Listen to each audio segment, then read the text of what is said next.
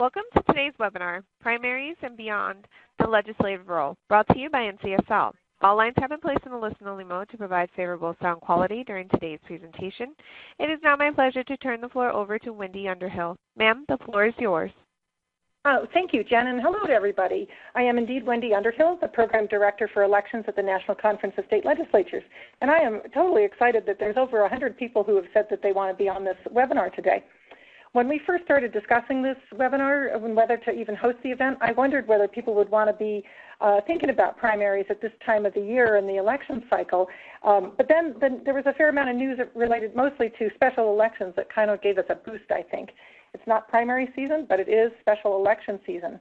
We've had the special election in Georgia, I'm sure you've all heard about, to fill the seat vacated by the now Health and Human Services Secretary, that's a mouthful, Tom Price.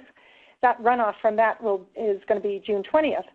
And then Alabama's going to have a special election to fill the seat vacated by Jeff Sessions. And that's really going to be sort of a series of 3 elections, a primary runoff, and then a general election. And then there's Utah.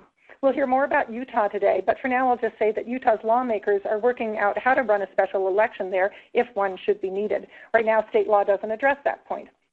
And as if that's not all enough, we've had France's recent election that gave Americans another chance to look at a 2-step election process with lots of us running on the same ballot 3 weeks ago, and then a runoff between just the top 2 vote getters on Sunday. So turns out this maybe is a timely topic as well, and we're glad you're all here. For this webinar, we're going to hear from 3 different experts regarding 3 specific topics: primary runoffs, ranked choice voting, and legislative considerations when thinking about making any changes to primary structures or voting systems. And first, we're going to hear from Charles Bullock, Professor Extraordinaire from the University of Georgia and author of Georgia's 3 Governors Controversy and the Rise and Fall of the Voting Rights Act. He's the native expert on primary runoffs and their effect on governance. Next up, we'll have Rob Ritchie, founder and director of Fair Vote, a nonpartisan organization that does just what that title says, works for fair voting. He's long championed alternatives to winner-take-all voting, such as ranked choice voting. And lastly, we're joined by Brian Bean, a nonpartisan analyst for Utah's legislature and a frequent contributor to NCSL's work. We always appreciate that. Because Utah has restructured its entire candidate nomination process over the last several years, Brian is well-versed on plurality voting from the legislative perspective. Now, if you want to know more about these folks, we do have their bios in our media library. And to find that, you look at the kind of black line at the top of your screen, and it has a little almost square-like thing with an arrow in the middle of it. And if you go there, you can find that bios. You'll also find some resources we've put there, both from Fair Vote and from NCSL. And you can download those anytime during this webinar.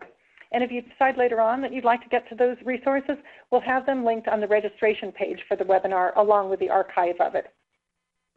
So one more logistical note before we begin, and that's that you're welcome to ask questions at any time. This event, in fact, will be more fun if some of you do ask some questions, so please do it. There's a box in the lower left of your screen, and just type where it says type here. Everyone will see your questions and answers as long as our technology keeps working right. And we have reserved 15 minutes for questions at the end of the webinar. Dr. Bullock, are you ready to go? I'm ready, yeah. All right, you are on. All right, well, I clearly come from a land of we make use of runoffs, and this requirement that you have a majority vote is hardly unique. I mean, we require that the president get a majority in the Electoral College. Parties have to get majorities to choose presidents. As John Boehner can explain, you also need to have a majority support in the U.S. House when you become Speaker. Justification for this goes back to the time of the solid one-party South, when the South, unlike what Duverger's law suggests, and that is that if you have single-member districts, you ought to have 2 parties, and those 2 parties should ensure that somebody gets a majority, but in the one-party South, everything was decided in the Democratic primary. And so in order to guard against choosing extremists, the second vote, when there was a lot of candidates and no one got a majority, was implemented. And the same rationale also explains why you also often have a majority vote requirement in nonpartisan cities. Now, the South has moved into the world of 2-party politics. Does that suggest then that the runoff is no longer used? Well, no, it doesn't, particularly for high-profile offices like for governor and senator, and if there's an open seat in those positions, then it's fairly common that you would have a runoff. If you go back to the 1970 and the 9 states that have had a majority vote requirement during all or part of that period, 31 open U.S. Senate seats, 21 times there was a runoff. For the governorship during that era, there were 35 open governorships and a total of 39 runoffs, meaning that in some instances both the Democrats and the Republicans had a runoff. Special elections, such as we've just had in Georgia in the 6th Congressional District, very likely to generate runoffs. Now, the bulk of what I'm going to speak about is going to deal with data based upon runoffs for State House, State Senate, the 7 states that have had a majority vote requirement throughout the last 45-year period. Now, in terms of the frequency with which runoffs are used, down from the high point of the 1970s and 1980s, but as we can see in this graph right here, in both Georgia and Texas, during this current decade, very common, more common than the 2 previous decades to make use of runoffs. Oklahoma, about the same level of runoffs to decide nominations in the 2010s as in the 1990s and 1980s. One of the changes has been that runoffs, when they do occur predominantly in the majority party. And again, that makes sense, I think. The majority party, better place to run in the sense that if you get the nomination there, then you're more likely to actually end up winning the office. So back in the days of the one-party politics, yes, it was almost exclusively a phenomenon to see a runoff being held among Democrats. But now, with Republicans becoming quite viable, most runoffs are being held in the Republican Party, and you see a dramatic change there in Alabama, which has gone from almost exclusively Democratic runoffs to now overwhelmingly Republican runoffs. Now, a rationale for the runoff is that it can change the outcome. If all the runoff did was to confirm that the individual who led in the first round would then ultimately get the nomination, there would hardly be any rationale to have a runoff. Primary leaders win about 70% of the time. Slightly more likely for state house primary leaders to win that second round than for state Senate candidates to do that. The 70% success of the primary leaders, this is pretty much in line with what you see if you look at other offices, if you look at other time periods. It hangs in right around 70% of the time. And Rob may have better data on this than I do, but looking at some municipalities that have the instant runoff, looks like, at least the figures I saw, that there the initial leader ended up prevailing about 71, 72% of the time. So about 7 out of 10 times, primary leader is going to win, unless it's an incumbent. And it's a very different world if you're an incumbent and you get forced into a runoff. I mean, incumbents often win re-nomination, re-election with virtually no challenge whatsoever. So an incumbent who draws 2 or more challenges, and of course that would be necessary to necessitate a runoff, maybe is already wounded in some way. Perhaps is in trouble due to age or scandal or inattentiveness to the constituents or maybe redistricting. But incumbents who are forced into a runoff, even if they lead in that first round, win only 56% of the time. And in Georgia, actually, it's less than the majority of the time, but in other states, an incumbent who leads will, more often than not, get the nomination, get renominated. But if it's an incumbent who finishes in second place, it's about time to begin packing up the office. Incumbents who finish second get renominated only about 1/6 of the time, and in some states it literally never happens. Now, that means that if you exclude the incumbents and look just at candidates for open seats, then yeah, the primary leader wins 78% of the time if you look just at open seats. Correlates of success for winning in the runoff, well, the main one is having a large lead in that primary vote. The larger the lead at that point, the more likely that the runoff will confirm the initial success. And the other thing is, don't be an incumbent who gets forced into a runoff. As we see, that's very harmful to you. The couple of downsides for having the runoff procedure. And one of those is reduced turnout, and the other is the cost associated with having a second round of voting. Now, those voters who do show up in the runoff may be less representative of district preferences, and sometimes there is a huge drop-off in participation between that first and second round. The size of the decline varies dramatically across states. In Texas, going to a runoff, you see a very large drop-off. About 30% fewer voters will show up in a Texas runoff than in the round before that. Arkansas, it's drop about 20%, but in Alabama, voters do come back for the runoff. More than 90% of the voters will return to that second primary. And going back in time, up through the late 1980s, Alabama actually would have more voters participate in the runoff than in the primary. And some other states used to have that pattern too. Georgia did. And the reason was that in the one-party politics world, voting in the runoff was a decisive vote because there was either no Republican challenging the Democrat, or the Republican who was out there had no prospects whatsoever for success. But as we see, now there's often a drop-off in participation. The correlates of the size of the drop-off, well, do you like to see a large drop-off if it's a statewide contest as opposed to state house, state senate, congressional seat?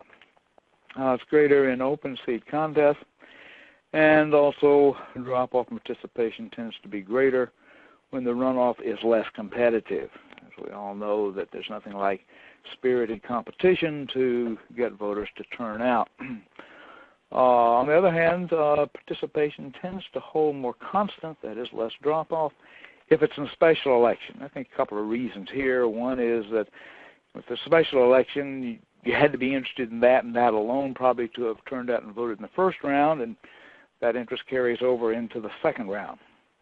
In terms of the cost of staging another round of voting, data I've been able to gather on this, which is far from comprehensive, and it shows quite a range, that in some jurisdictions it costs the same amount to put on a runoff as it did to put on the initial primary.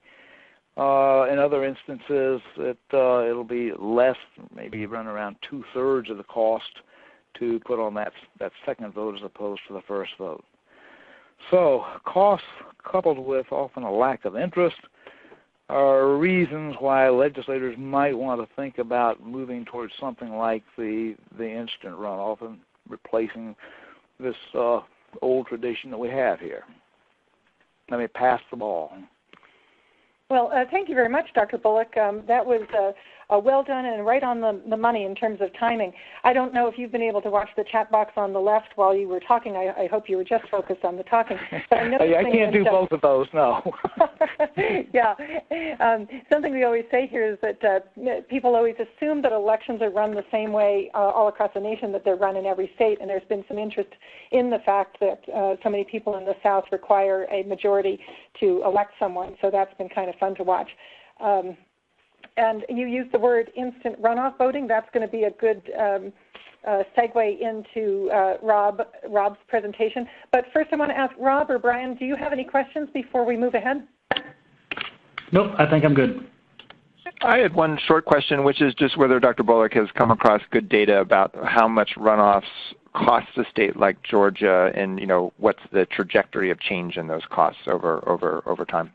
Yeah, well, I don't have any longitudinal data, but I've got data on a sample of counties. It's not necessarily a representative sample, but where I do see this range in cost, where some it simply costs the same amount, and others it'll be substantially less. Probably really depends upon how many precincts you open and how many workers you have. Okay. Let's see. Okay.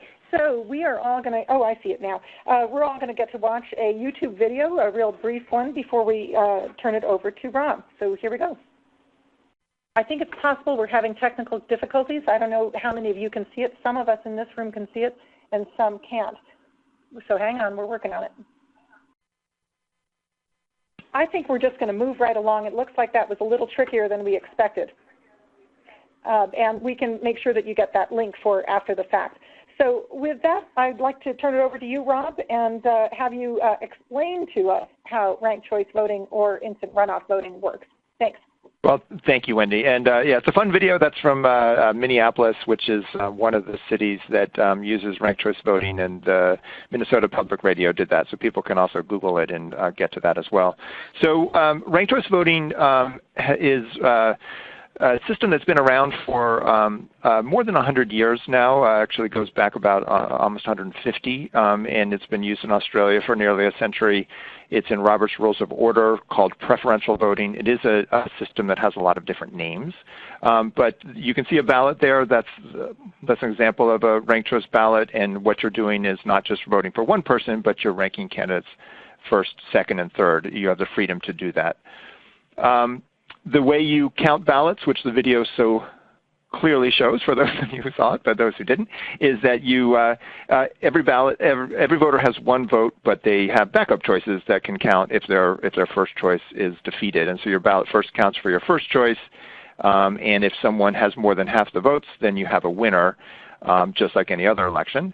If not, the last place candidate is dropped, and rather than a traditional runoff where you drop everyone except the top two because you don't want to have like 5 elections to do it, with a ranked choice system, because people are just going to the polls once, you can drop them off sequentially. And so you just drop off the last place candidate, you add their those voters' ballots to their next choice, and you continue until a candidate crosses the 50% line and wins head-to-head. So when you get down to 2, you're having this instant runoff one-on-one comparison. So runoff elections uphold the majority principle, and Dr. Bullock went over that well. Ranked choice voting is called instant runoff because it's trying to accomplish that goal in an efficient one-stop process. And it is designed to produce the consensus results that runoffs do it without the drop and turn off of the higher costs of 2 rounds elections. We are seeing this system now used in about a dozen cities in the U.S. It's been adopted in Maine as well, not to replace runoffs in Maine, but many of these cities did replace 2 rounds of voting and have it go to 1. Well, why would people do that? So one, if you look at, say, primary runoffs, where it is used in a number of states, we looked at all the runoff elections in U.S. Senate and U.S. House from 1994 to 2016, and 183 out of 190 of those runoffs had a decline in turnout, and the average decline was 39%. So that's a pretty steep drop in participation. It costs money. I saw Doug Kellner's on the line from New York City, but New York City spends $20 million for a citywide runoff, and you'll see a lot of high costs associated with that. There's also these issues that come up, and they're coming up this year in either legislation or actual runoffs going on. You can see tactical voting, like let's say only one party's candidate goes to a runoff, and then the other party's candidate doesn't go to a runoff, and those voters can shift in some states, actually vote in the other party's runoff and actually help choose the opposition to their candidate, or at least that's a concern that some people have. There was a debate in Georgia, or a lawsuit that actually required Georgia to open up voter registration between the rounds of voting, which wasn't what they were going to do, and sort of issues about whether that's fair or not, and some legal issues. And of course, the candidates have to raise a lot of money quickly, and that can have some downsides for who they're beholden to. The other flip side is that if you don't have runoffs, you can really have low plurality wins, and most districts around the country are lopsided. Whoever wins the primary is a sure winner, and that's probably these days 85–90% of races. And so you're getting people in with 23, 25, 28% sometimes. We looked at a certain cycle of elections from 94 to 2002. 92 members of Congress during that period won election to Congress after not winning a majority in their primary. If you looked at last year's presidential race in the Republican side, where there was such a big field, the first 22 primaries were all won with less than half the votes, and the first one was not won with a majority until April 19. Then there's also the fact that primaries, the party is trying to select a nominee to unify themselves, to come in as strong as they can in the general election. Runoffs can get pretty divisive and pretty negative. Plurality elections can maybe get someone who is is just trying to get more votes than everyone else and not trying to build a consensus. There's a runoff, a ranked choice runoff going on right now in Arlington County, right across the river here in D.C., and there's a quote there about how people are seeing the candidates kind of reach out to the backers of other candidates as they try to build a majority. And there was a Rutgers poll survey in 7 cities with ranked choice voting that found that there was more stability in these campaigns. So I'll speed up here. There's a couple things I wanted to flag. One idea is to actually not have primaries at all, which can seem like a radical solution to the problem of primaries and their low participation, but there really is a decline in turnout. Non-presidential primary turnout keeps dropping. There's costs.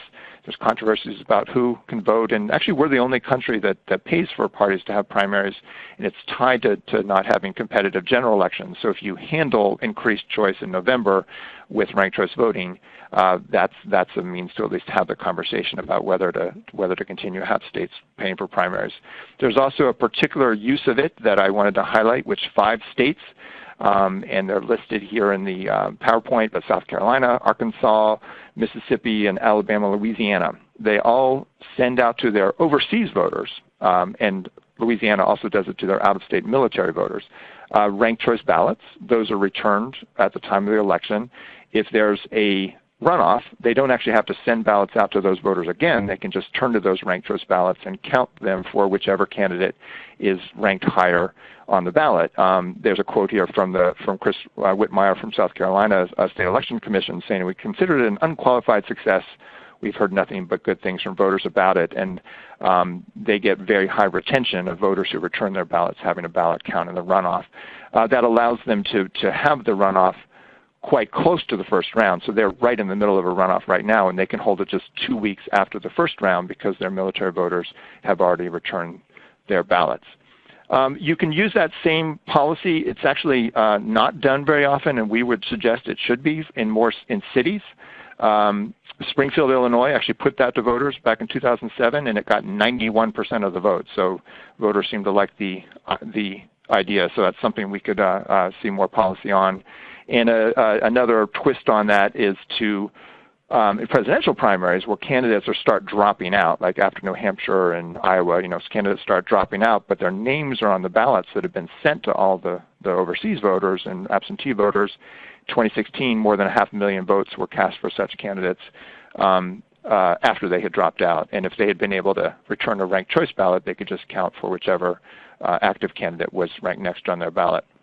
A couple areas of things to be aware of and sort of cautionary notes. One is we don't have a situation where most of our country's voting equipment can easily do ranked choice voting with a push of a button yet. That's something that technologically is not a problem, but it's not there yet. And so the transition to that can take some time, and sort of the need for workaround solutions until that moment.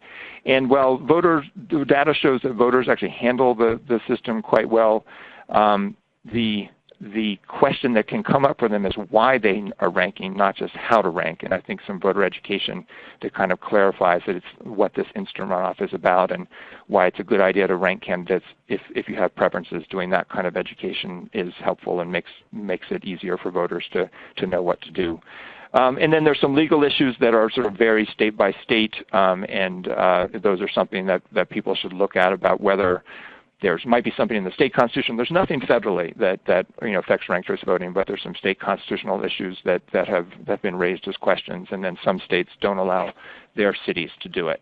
And I just wanted to end by flagging 3 websites that are out there as resources. One is rankedchoicevoting.org, the Ranked Choice Voting Resource Center, and that's been created by some retired election officials to assist other election officials and policymakers with implementation questions, and they're starting their own webinar series on May 31st.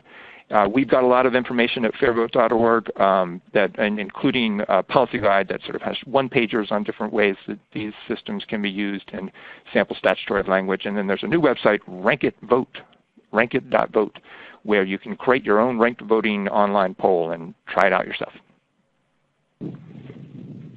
Rob, that was really great. I've been working on ranked choice voting quite a lot in the last few months, but I still learned a thing or two from your presentation, so thank you very much for that. I want to ask Dr. Bullock and Brian, do you have any questions you want to ask at this point? No. Okay. Nope, I think we're good to go. Okay, we do have some good questions. We're going to hold those for the end, Sarah and Ricky and Stephanie, and so do know that we're noting that. And with that, Brian, I just want to add that I know that you've spent a lot of time working on how to take ideas such as what we've heard about here from Rob and Dr. Bullock, things that relate to pluralities and winner-take-all, and you are trying to turn that into legislation and implementation at the request, of course, of the legislators. Tell us what you've learned through that work, please. Yeah, and thanks for that, Wendy. And just as kind of an aside, actually, just this last legislative session, we had competitive proposals on both ranked choice voting and runoff elections to institute them in our state. Our legislature has been wrestling with that for a few years now because of some changes we had in our election system. Ultimately, both of those proposals passed at least one House, but neither of them became law, and the legislature continues to look at this issue. Overall, kind of what I want to do, my overall objective is to bring all of this discussion down to the ground level for policymakers and for others. And I want to put ranked choice voting and runoff elections into a national context to show how plurality is addressed nationally.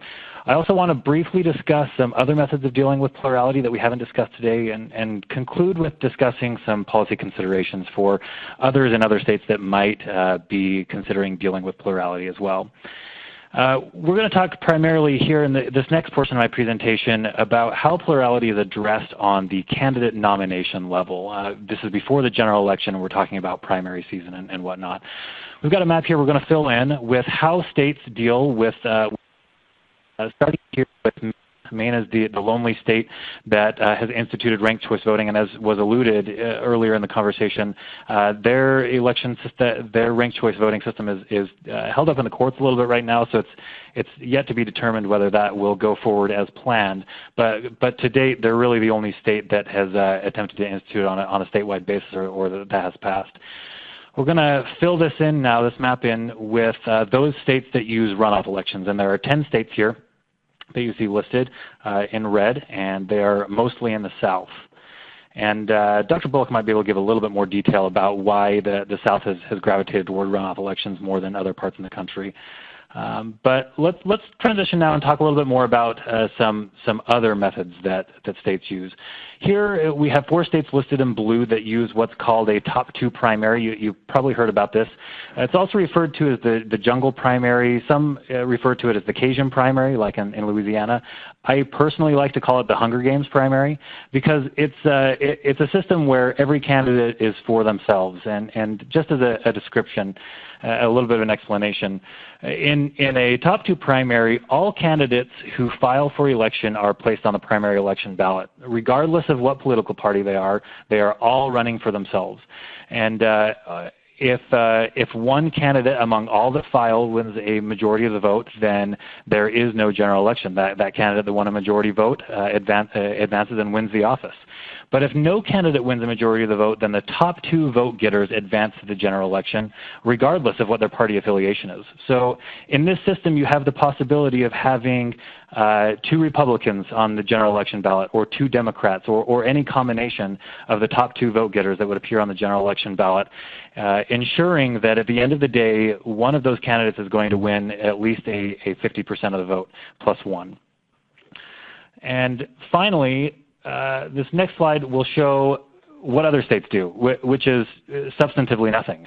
There are 35 states in the nation that don't have substantive provisions on the books to address plurality. And chances are, for those participating in this conference, that you're from one of these states that don't address plurality. And so there's some debate over whether plurality is an issue at all. I mean, clearly a majority of the states haven't addressed this, and there's some question on how significant a problem it is. Should it be addressed? And if so, then how? And this is just a different graphical representation of how states address plurality. So let's transition now and talk about what methods there are for addressing plurality. We've already talked about 3 of them: ranked choice voting, runoff elections, and top 2 primaries. But there are a couple of other methods that I want to talk about. First, we've got party choice, and this works for primary elections. This is similar. This is not used in any state to my knowledge, but here in Utah we have had this bill come up the last couple of years that would require, if in a primary election no candidate won a majority of the vote, that the top two vote getters would be kicked to the primary or to the political party, and the political party would have the ability to choose who their candidate was to advance to the general election. Now, this isn't necessarily a majority winner kind of election system or choice to solve plurality, but it's an alternative method for selecting a decisive winner in an election. Similarly, in a general election, some states on a minimal basis use a legislature choice method. This is used in Mississippi and Vermont, and to my knowledge, no other states. But in Mississippi and Vermont, their constitutions state that for example, if no gubernatorial candidate wins a majority vote in the general election, then it's actually kicked to the legislature to decide. In Mississippi, the House selects a winner, and in Vermont, it goes to the entire legislature. So there's another alternative method for selecting a decisive winner where no candidate wins a majority of the vote. I want to transition now and talk about some considerations, some policy considerations and structural considerations that legislators and decision makers might want to consider when deciding whether to deal with plurality, and starting with ballot access. Ballot access, essentially what we're talking about is how difficult is it for somebody to get on the ballot in your state. The easier it is to jump on this bandwagon, the more likely it is that somebody will be elected with less than a majority vote by plurality. Now, every state of the nation has instituted some kinds of checks or barriers to limit how many people can jump onto this bandwagon and kind of thin the field. Some of these barriers include changing what it takes to be a registered political party and defining, therefore, which parties can actually participate in the election. Other barriers are filing for candidacy, filing fees, disclosures required when filing, other minimum requirements for candidates. And there are yet more barriers that are put in place for primary ballot access. Many states have signature gathering requirements, signature threshold. There are convention and caucus rules and processes to again, limit the number of people that can jump onto this bandwagon and jump onto that ballot. So in your states, the fewer barriers you have in your state to access the ballot, and the lower those barriers are, the more likely you in your state will have somebody who is going to be elected by plurality. The higher those barriers are, the more difficult it is to get on the ballot, the more competitive that election is, and the fewer candidates that are there, the less likely that you're going to have somebody elected by plurality. So in your state, if you're not necessarily interested in instituting one of these earth-shaking and moving election processes and changing it completely to ranked choice voting or runoffs or top two primaries, addressing some of these other barriers may be some low-hanging fruit that you can take in your state to affect the plurality issue. Another structural consideration is the type of election that you're dealing with. You may have a different appetite and different flavor for dealing with plurality depending on if you're talking about a regular election or an election that needs to be held quickly to fill a vacancy. For vacancy elections, you might be more concerned about ensuring that there is a decisive victor and that victor is chosen quickly. So, for example, there are 4 states, Hawaii, Georgia, Michigan, and Mississippi, who do not use top 2 primaries in their general elections or in their normal regular general election process. But for a vacancy to fill a vacancy in the U.S. House of Representatives, each of these states have decided to tailor their policies so that they use a top 2 primary just to fill that vacancy. So it may be different in your state depending upon what kind of election you are dealing with. Finally, we'll transition to some logistical considerations. First of all, talking about voting equipment. And Rob alluded to this a little bit in his conversation as well, that you need specialized voting equipment for some methods of dealing with plurality. For example, ranked choice voting. So a question for you, logistical consideration for you in your states, and as has been in ours, is can your elections equipment, can your voting machines currently handle the method of election like ranked choice voting? If they can't, can they be upgraded, either the software or hardware, to handle the method of voting? And or do you need new equipment altogether. So here in Utah, and I'm sure this is probably the case in a lot of your states too, we are facing aging voting equipment, and we're about to issue an RFP statewide to purchase new voting equipment. That provides an interesting window of opportunity for us to really take a look at our methods of voting in the state and ask questions about whether we want to institute some of these alternative voting methods and whether it's a good policy for our state. Once that voting equipment is purchased, it becomes a lot more difficult to make that decision. And so if you in your states are in a similar situation, this may be a good opportunity for you to look at the fundamental workings of your election system and ask yourself if it's time for a change. An additional logistical consideration, which may be obvious, is the cost of implementation. How much money is it going to cost? Obviously, voting equipment costs money, but some other examples may be for runoff elections.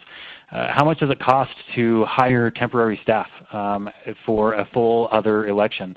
Logistically, how difficult it is to get those staff on board with short notice. How much time do you allow for that runoff election, and is it logistically feasible for not only policy-wise but for election administrators? And also keep in mind that all of this requires legislative appropriation and what type of appetite there is in the legislature to provide for these changes. Finally, we'll talk about time, and there are a couple of considerations with time. I'll just use runoff elections as an example. With the SB 114, the bill that we had last year to institute runoff elections in our legislature, we struggled significantly, and the legislature struggled significantly with how to shove an extra runoff election into our existing schedule and what dates need to move around to do that. We have some pretty unique candidate nomination processes that take a long time to complete in Utah, and shoving a runoff election into that schedule was very difficult, and some may have even said impossible to and still maintain the kind of integrity that we have. Also, when you make a policy change, do your election administrators have the time to create policies to handle that change? So in summary, we've discussed several ways to address plurality, but at the end of the day, most states haven't. 35 states, and Utah is one of those states. It's been difficult for us to come to consensus on, first of all, whether it's a problem in the first place, and secondly, if it is a problem, how should we address it? And I imagine this is a problem an issue we will continue to discuss here in this state ongoing, but these are all considerations that will need to be made in any state that's considering addressing plurality. And for anyone who's addressing it, there are clearly several structural and logistical problems and issues that will have to be considered. And with that, I'll pass it back to you, Wendy. Thank you, Brian. I'm going to put you on the spot for just a second here. We have a lot of people from other legislatures on the line today. If they are addressing some of the questions that you've already dug into so deeply, would you be willing to lend a hand to these folks? Oh yeah, absolutely. I think you've got my email address on one of these last slides here, and I'm happy to. You can contact me by email, and I'll also give my phone number out here too if anybody wants to take it down.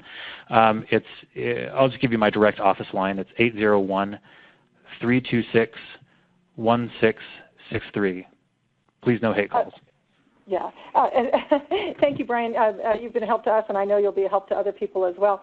We are going to take questions from the chat box, but before we do, I want to tell you that the next thing that NCSL's elections team will be doing is a conference in Virginia in Williamsburg, June 14th to the 16th, Technology, Policy, and Funding. Amanda Buchanan's been putting the work in on this, and I can tell you, since I work with her, nothing she does is not fun. So come and have some fun with us and talk about technology at the same time. Okay, I want to go back to a question that Sarah asked, and it was about whether ranked choice voting, I'm scrolling up to find it, Sarah, but it's about ranked choice voting and accessibility for people with disabilities. Rob, I think you're probably the best person to handle that question. And here we go. Shall I comment briefly? Which is that so some of the cities using ranked choice voting are hold it with all their big elections. Say San Francisco and Oakland and some other Bay Area cities are voting for president, they're voting for governor, they're voting for ranked choice voting, and they need to have systems that are absolutely accessible for everyone. And there are sort of different solutions for different contexts, but it's something that I've seen some good work on, and it's something that we'd also welcome people's sort of input on the best ways of doing it, but we've seen some best practices. RankedChoiceVoting.org covers these kinds of questions well. Oh, I'm sorry. I was talking, but I didn't have the button pushed. Sorry about that. Next question from Ricky. How do you handle the ranked choice voting ballots that come back from military and overseas voters for primary runoffs? And Dr. Bullock, I'm hoping you've got an answer on that. Well, as Rob pointed out, several states have made use of ranked choice voting. Georgia has not, and that's one of the reasons we have a 9-week period between our primary and our runoff. Or in Georgia also is unique in that we require a majority for general elections too. So we have a huge gap of time between these two possible votes.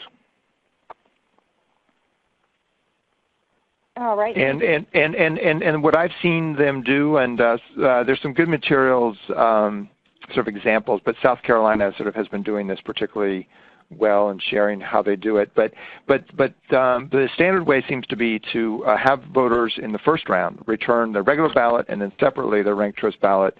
If there's any runoffs, they open up that ballot after the first round, and then they allocate it, when they start counting ballots for the runoff, and they count ballots by hand at this point for whichever candidate ranked next, first on the ballot, and they just add them in by hand. It'd be pretty easy technologically to scan them and kind of insert them in that way, but I think they've been just doing it by hand. Thank you very much. We had a question about ranked choice voting in terms of its certification, and John Wack points out that the U.S. Election Assistance Commission's voluntary voting system guidelines will be looking at ranked choice voting in the near future, but I believe at this point there are no ranked choice voting packages built into technology that has been certified. And you can fill in there, John, if I've got that wrong. Hugh asked what other cities might be thinking about doing this. I don't know who might know that. Maybe you, Rob? Yeah, we get a lot of cities. New York City is an example of one where they have the citywide primary runoffs that happen just 2-3 weeks after the first round. It costs $20 million. There's legislation that's passed the state Senate twice to change that to an instant runoff. That's one.